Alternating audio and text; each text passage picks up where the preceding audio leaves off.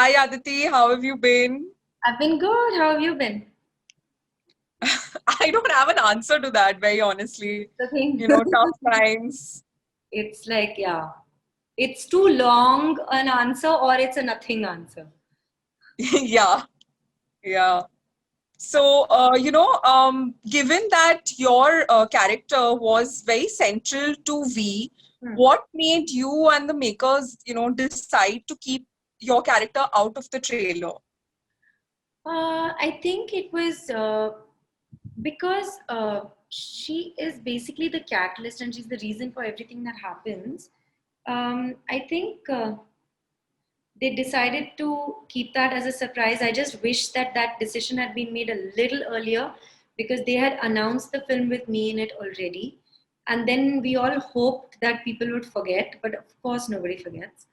And then we tried to keep me quiet, which was very hard because there were people literally like getting so upset because there was no song, like the song wasn't coming, that there was not even a glimpse of me, there was not even a picture, there was nothing. And that the day of the release, Nani put out that photograph, and then everybody was a little calmer. But it was just a decision that we made, which I think kind of worked because then you see the story for what it is.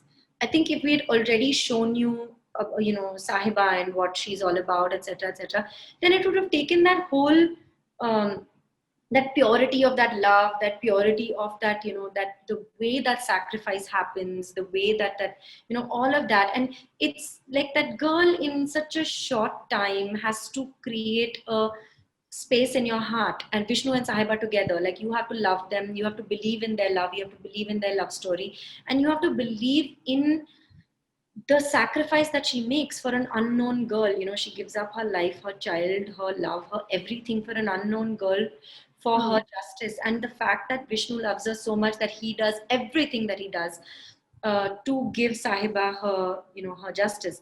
So I think that keeping all that in mind, that purity of that character had to be kept. And so I think it made a difference to do that. So, with Sufiyam Sujatayam and V, you've had two direct to digital releases. What's the experience been? How different has it been as compared to a traditional box office release? Very different in many ways. Apart from the fact that I'm a lover of the theater and I love that first day, first show, magic theater, dark, this thing, butterflies in your stomach, watching it with your cast and crew, all that, keeping all that aside, I feel like with an OTT release, I mean, I'm not saying it as a positive or a negative, but I'm just saying that uh, with uh, with an OTT release, it's that one link in that 1 second that goes out to the entire world. Your feedback is immediate from all corners of the world. But still, I feel like I miss that like very immersive experience that happens inside a theater.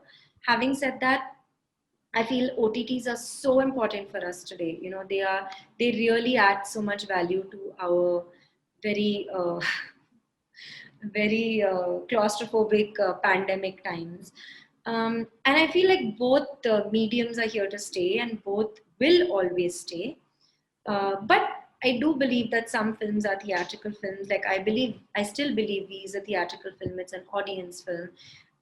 But I feel like it's so sweet. Like the fans are so loyal that they have created for themselves a theater-like experience, for V. And the kind of celebration and the kind of feedback that we're getting, it's almost like they're watching it in a theater. So it's been quite incredible to even see that. With Sufiyam, it was different. Like again, with Sufiyam, it's a very poetic, lyrical kind of film, which I really long to see on a big screen. Again, a very immersive experience. You have to give in to that story. It's languid, it's lyrical. You have to really give into it. And the Malayalam audience is a very, very amazing, mature audience where they really love cinema like that. Um, Again, that came on OTT, and with OTT I find sometimes you're distracted, your puppy's jumping on your head, you're hungry, you're this, you're that. So the whole viewing experience is different, but the flip side of it and the positive side of it is you can watch it multiple times, you can watch it, you can keep rewinding, keep watching a song, keep like that thrill like that you get it in OTT is so I would like to look at the positives of both and say that they're both amazing. And at the moment, this is the need of the hour. And I think that with Sufim Sujatyam and we both have been Amazon films for me. So very happy that they've gotten the kind of response that they've gotten. It's been incredibly overwhelming. And what was your experience like shooting with Nani? It was absolutely amazing, and I liked his work before I met him. I found him, very, very effortless, natural actor. In fact, in Telugu, he's called Natural Star Nani. And I was looking forward to working with him. And, you know, in certain cases, you can be underwhelmed when you really meet an actor you admire. But in Nani's case, it was the opposite. I was very overwhelmed, and I was very like my respect for him really went up. He's apart from the fact that he has a great sense of humor and he's a brilliant actor. He's also got such a beautiful attitude. There's no arrogance in him. He's such a team body, he's completely with the team, trying to make every scene, every shot better. Mohansa also gave us a lot of freedom to, work together to come up with things. And I found it very effortless working with Nani. I almost felt like I'd known him forever, even though it was literally like I shot the climax of this film first where I get killed, and then I did the love story. And it's quite challenging if in like a few minutes you have to convince people that this is the most ideal love, these are couple goals, this is the most ideal couple, and they should always be together for the rest of their lives, for every life. And then you have to convince people of that in like a few minutes. And I think you can literally only do that with a really amazing, giving actor who uh, who encourages you to, who gives you space, who works with you, because love is like that. It's about being together. So even as actors, then you have to do it together. So it was really amazing working with him, and I'm really in complete admiration of his attitude and his brilliance, his understanding of cinema. And I'm quite a fan, and I've really enjoyed working with him. And I'm so happy people have liked us together. Like, I think Instagram and Twitter is full of couple goals, and it feels so good, that people have also loved it. So it's a good feeling. It's a great, great, great feeling. So, now films are actually being written for you. Considering that, from your early stages of your career, has it been a struggle to get to this point? See, for like, okay, then this gets into that whole thing of, see, I don't know cinema, I don't know the film industry. I came to Bombay in 2011, 2010 and 11. I started working in the industry one by one, by one by one, like every one step, one step at a time. It was pretty uphill. Um, but I always dreamt of a time when I would be a pan Indian actor, a pan Indian face, getting love from all these people, where people, I would be working with directors that I was dying to work with, where people would be writing scripts for me.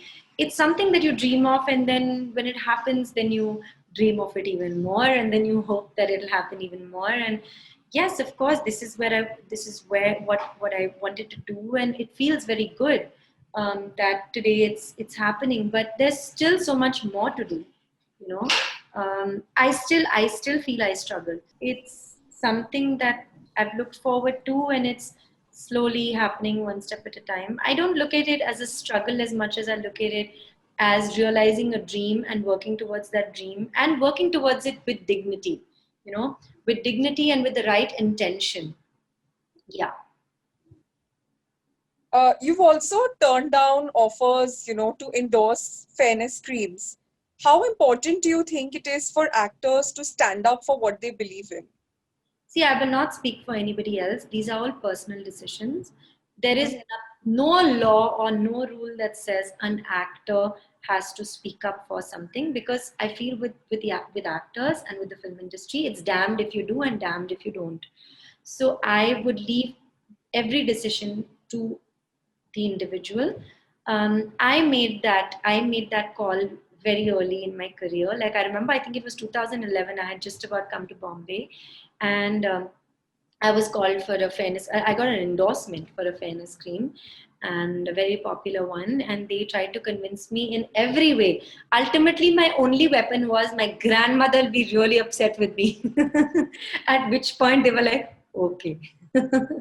So I didn't do it, but somewhere I I truly believe that I didn't want to do it, and I even today, I feel that I don't want girls of this country or anybody to feel the pressure of a factory prototype idea of what beautiful is. Beauty is about inclusivity, and everybody is beautiful. And really, and I am not saying this to sound correct, how long can you look at a beautiful face? That person has to have substance, that person has to have talent, that person has to have the right attitude, that person has to be a beautiful person.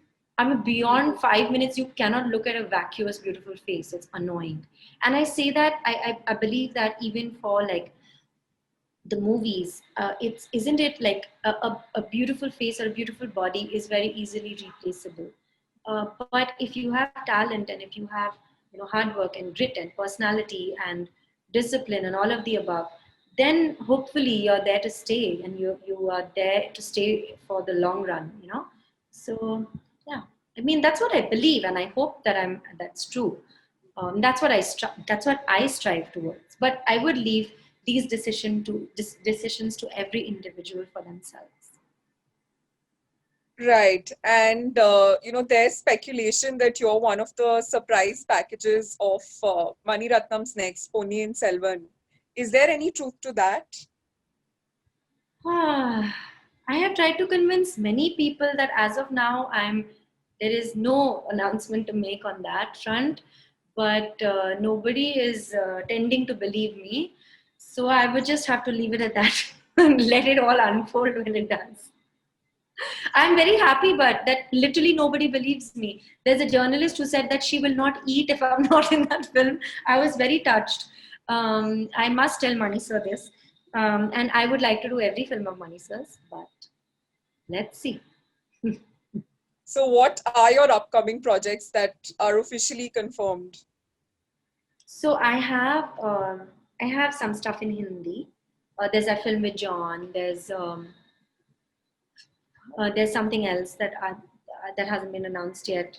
Two haven't been announced yet. There is two in Tamil. Both have been announced. One is with Dulkar. One is with Vijay Sethupathi. There is one in Telugu that hasn't been announced. So I don't know if that is going to happen for sure or not. There's hopefully something in Malayalam. Let's see. Yeah. So, you have a very busy year or years ahead. I have things to look forward to for sure. Now let's see what how it unfolds. Right. So, it's been lovely talking to you, Aditi. Thank you so much for your time. Thank you. Nice talking to you. Bye Thank you. bye. Bye.